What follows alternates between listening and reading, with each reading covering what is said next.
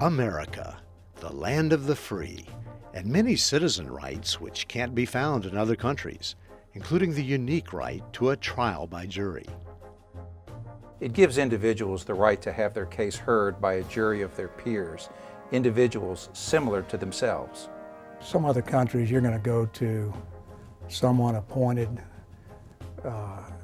who is going to be the judge, the jury, and he or she will determine whatever rights are exercised, and that'll be it.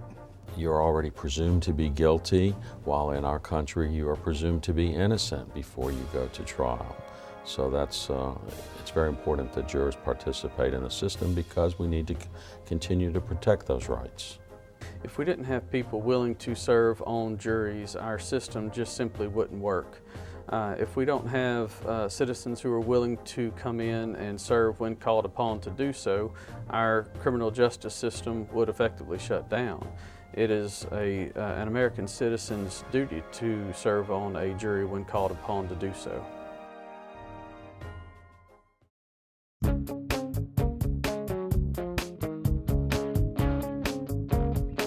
You're here at Louisiana's 22nd Judicial Court today because you've been selected as a potential juror for either a criminal or civil court case.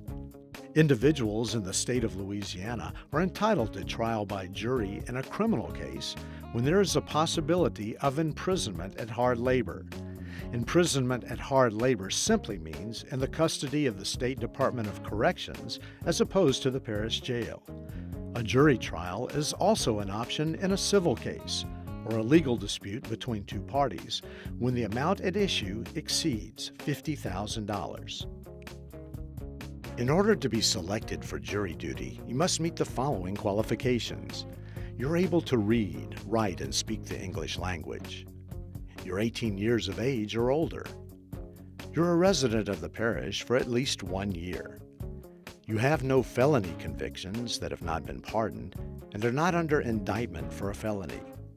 You're a U.S. citizen. You're not under interdiction or restrained from managing your estate due to mental incapacity. And you're not incapable of serving due to mental or physical infirmity. The 22nd Judicial District Court appreciates your sacrifice of time and convenience. The court will make every effort to ensure a positive and comfortable experience. If you have any questions or needs, please ask. The following are some of the most frequently asked questions with answers from 22nd Judicial District Court judges. How was I selected? There are two databases that we use. One is the Department of Motor Vehicles, and the other is voter registration rolls. And there's a random selection by a computer, so there aren't any human hands that are involved in that. If it seems like you've gotten selected more often in the last 10 years than your neighbor, it truly was a random event. What if I'm unable to serve? The instructions on the notice are that for you to write a letter of explanation, explain the hardship to the judge who is called upon to qualify the jury for that particular week, and make sure that you put a full explanation, particularly if it's of a medical reason. I strongly suggest you get documentation from your physician which sets forth the limitations that you have in your ability to serve. If you're 70 or older and you don't want to serve, you don't have to tell us anything else. That's all you need to say, and you'll automatically be exempted. On the other hand, many folks who are 70 or older have a great deal of wisdom and experience. And if you want to serve and you're over 70, we want you to serve. What if I have small children? In terms of small children, at least for the first day that you have jury duty, you need to make arrangements for them that evening. So if you have small children or adults that you have to care for, make provisions for them at least on the first day, and we'll be able to address later days once you're here. What should I wear for jury service? You should look as professional as possible, and the defendants in the case, or all the parties in the case, deserve to feel like they got a good judge. So for that reason, you should not wear tank tops. You should not wear cutoffs or short pants of any type. You should not wear sandals. The other side of the coin is that often the courtrooms get cold. And so if you are a cold-blooded person, by all means, bring a sweater. But I tell people, dress as if you are going off to not necessarily church, but someplace where you would want to look nice. Do I get paid for jury service? Jurors are paid for their jury service. It's a relatively nominal amount, $25 per day, plus their mileage to and from the courthouse. It's not intended to replace a salary. It's not intended to be compensation that's of a significant amount, but it is intended to avoid anyone having to pay money out of their own pocket in order to complete their jury service. Am I expected to know anything about the law? A potential juror that shows up is not required to pass any type of test or have any specific knowledge about the law, because in a jury case, the judge is going to instruct the jurors as to the law that will be applied to that case. And so we want them to come in with an open mind, willing to sit and listen and use their common sense, and then apply the law as the judge would instruct them at the end of the trial. The selection process, voir dire. Voir dire is the process which is guaranteed by the Louisiana Constitution, where the attorneys are permitted to ask the jurors questions to determine whether or not they can be a fair and impartial juror on a case. Voir dire, loosely interpreted from the Latin, means to speak the truth. People may have hidden prejudices that they're not aware of. They may have been victims of crimes that were similar to the one the defendant is being charged with. They may have family members that have been affected in one way or another by different crimes. So we're not assuming that people have prejudices, but the attorneys have the right to find out whether they've had similar experiences that may make it difficult for them to have an unbiased opinion about the facts that are presented to them. An attorney can decide not to accept someone as a juror for whatever reason they want to. So there's absolutely no reason for anyone to take it personally if they're not chosen as a juror. What if I'm uncomfortable with the question? If I ask a question, or if any of the attorneys ask a question that is of such a personal nature that you don't feel comfortable answering that question in front of the group, simply ask for a sidebar conference, and we'll allow you to come and answer those questions personally. Many jurors take advantage of these sidebar conferences in sensitive cases such as sex cases, where the questions will be of personal nature. How long will I serve? A juror that is selected will have to serve for the duration of that trial. And the judge normally explains to the jurors what we anticipate the length of that trial would be, whether it's 1 day, 3 days, 1 week, 2 weeks. Can my employer fire me if I serve as juror? Louisiana law prohibits employers from retaliating against employees who are called to serve as jurors. In some instances, fines can be levied. Will I be able to contact my family or employer? During your jury service, you will be given the opportunity to contact your family, your employer, others that you may need to during the course of the normal breaks of the routine of trial. That normally occurs during the mid-morning break, the lunch hour, and the mid-afternoon break. Usually the phones are picked up from them, and the bailiffs have that. However, they can call their family after they're selected, and they certainly can leave the phone number for the secretary of the judge in which they're assigned, whatever division. And if their family needs to get in touch with them with an emergency, certainly a note can be brought in. Will I be sequestered? Being sequestered around the clock is a rare circumstance. That's only going to occur in a capital murder case where the state's seeking the death penalty. In those cases, yes, you will be required to stay at a hotel, from the time you're selected as a juror until the time the verdict is rendered.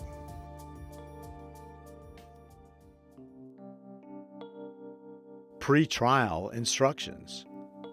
We do instruct the jury that they are not to discuss the facts of the case until they have heard all the evidence. We also instruct the jury that there is to be no contact with attorneys or witnesses or parties. We tell them they are not to go do any research to try to find out about this case. With the advent of the internet, it's quite easy for people to go back and try to pull up newspaper accounts and such as that. We want you to base your decision in this case solely upon evidence that is presented during the course of the trial. The courtroom. As a juror, before the trial, it will be important for you to know the areas of a courtroom: the judge's bench, the prosecutor's or plaintiff's table, the defendant's table, the court reporter's and clerk's table, the witness stand, the jury box, the bar, and the gallery. A trial is not like what you see on TV. We can't complete it in 60 minutes, including commercials. Sometimes it takes much longer.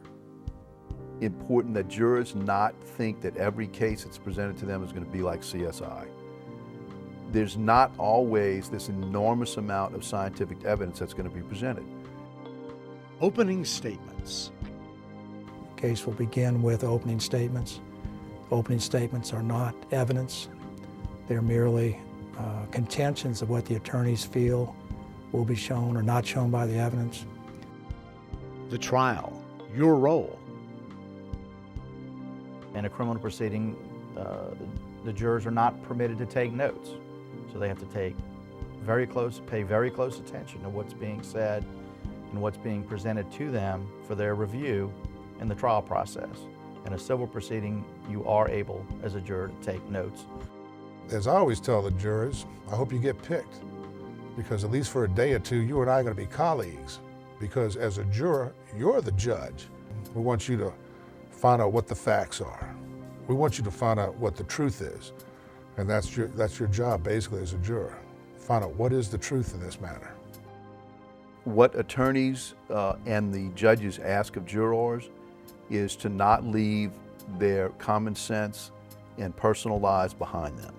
You're expected as jurors to act as a human being, use your life experiences, use your common sense to hear the testimony and judge that testimony. As jurors, you are the judge of the credibility of the witnesses. Other than testimony, you may see physical exhibits such as a weapon in a criminal proceeding, or you may see the actual drugs if it would be a drug trial, or if it's a civil proceeding, many times there's going to be contracts and written documents that you will have to consider in your deliberations. If an objection is made to the presentation of that evidence, if the judge sustains the objection, that the jury disregard that effort to present evidence. Closing arguments.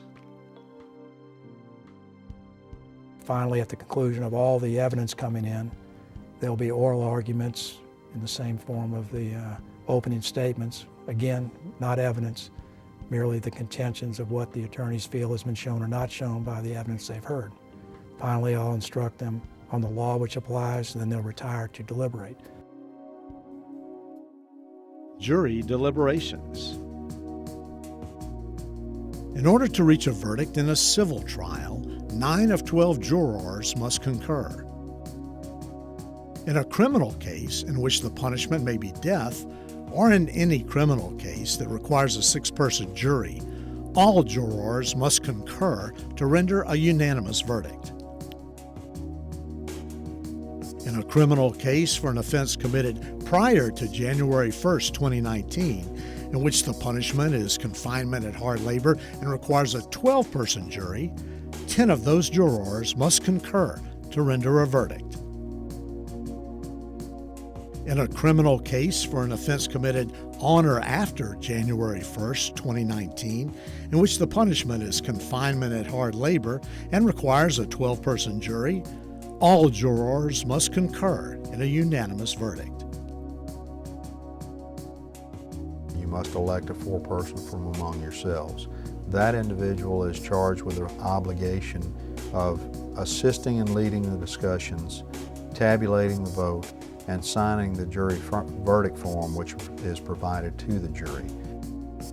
It is important to reach a verdict based upon what you've seen in the courtroom, the facts that you determine from the testimony and the evidence. You should not consider sympathy, passion, or any other outside influence in reaching your verdict. The judge will instruct them that they are to form their own opinion and certainly listen to the opinion of other jurors, but if they firmly believe that their opinion is correct, we do not want the juror to change their opinion solely for the purpose of reaching a verdict. The verdict. Whenever they have the requisite number of jurors to return a verdict, they simply knock on the door and inform the bailiff we have a verdict. The jury comes in and the foreperson is asked to present the jury to the bailiff. The bailiff then gives that verdict to the judge. The judge reads the verdict to make sure that it's in proper form. Then the judge gives the verdict to the clerk to read the verdict in open court.